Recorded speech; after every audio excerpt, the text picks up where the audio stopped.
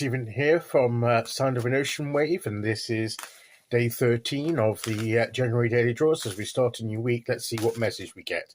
Now we're taking the first card from the Linestrider Tarot, followed by an oracle card from the Enchanted Map Oracle. So let's choose our first card and get the reading underway.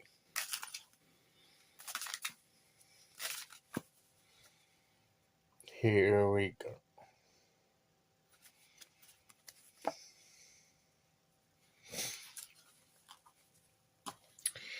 We have the King of Cups. Interesting, isn't it? Because I think, wasn't yesterday the King of Wands? We've had the King of Wands. Now we have another king. And we have the fish here, obviously, because of it's the cups and the water. We have the beard, the crown, and the splatter of blue representing the ocean.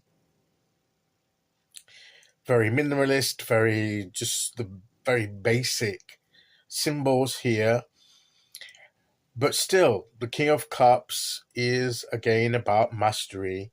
It's about being in control, being in charge. When we had the King of Wands, we had the sense of being in control of our path and our goals and our vision, and our we are the ones that direct and make the choices to fulfill it. Here we have again being in control, being the master of ourselves, particularly of our emotional and spiritual well-being and stability. The King of Cups to me is about emotional and spiritual stability.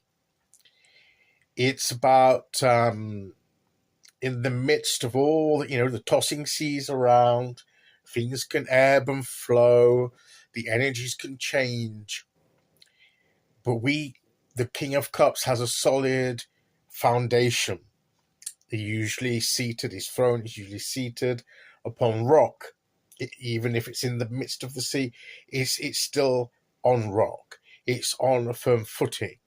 So he has that sense of stability when everything else is getting tossed around, and he's more in control. He's more stable. So this is about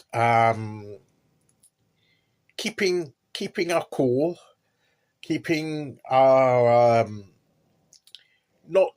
obviously we're aware of what's going on, and it's not that we're immune. It's not that we aren't affected in some way. We're not aware of how our emotions change, but we don't let ourselves become overwhelmed by emotions in our own personal state of being. We don't get overwhelmed. We don't get tossed around by them. We may still be aware of the feelings of all kinds in the situation, but we have enough mastery over them to not let them overwhelm us, to drown out our sense of being able to work things through in our minds and get that guidance we need and work out how to deal with the situation. We don't lose a sense of being in control. And even when we feel that we don't control everything, we can control how we feel and react about the situation.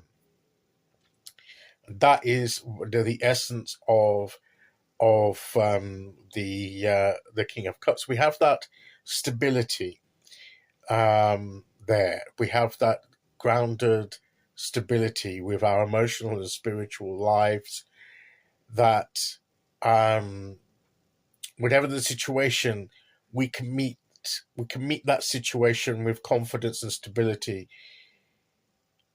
so that we've gained through experience. Do we feel anxiety? Do we feel fear? Yes, of course we do. We're only human. But when we're emulating the King of Cups, it's like we feel the fear, do it anyway kind of feeling, and we don't become overwhelmed by it. we react to it, but we react to it in an appropriate manner, and we work through it so that it doesn't overwhelm us and sweep us away. That comes with practice. That comes. We don't always succeed in that, but when we're being the King of Cups, that's when we are successful. That's when we are being effective at keeping these things in check. Not saying that we repress, suppress, or push them down or deny their existence. No, I've just said that we may feel fear. We acknowledge the fear, the anxiety. But then we choose to, well, what we're going to do with that, what we're going to do about that. Are we going to let it build and overwhelm us? Are we going to address the roots of it? Are we going to push past it?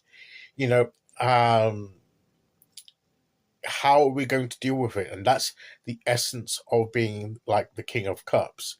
And that's what the King of Cups is saying to us, is it's how you respond. Can you respond to the feelings you have and that are within you, and the things and evoked by the things going on around you, the situations around you? Can you keep that cool headedness? Can you keep that cool stability, even though you may be feeling certain things? Can you channel it in such a way that it becomes constructive action and choices that you make? Or are you just going to sit back, let it overwhelm you and sweep you away? Not if you're the King of Cups. So let's be more like the King of Cups and use the wisdom of the experiences. How many times have we been, managed to work through a situation, even though no matter how we felt, we've worked through it, we've come out the other side. We've been able to do that. And that should give us the confidence we can do it again. So, confidence, stability, all these things come in here with the King of Cups. And it's interesting that we've had another King card come out. Okay, let's see which Oracle card we get to go with that.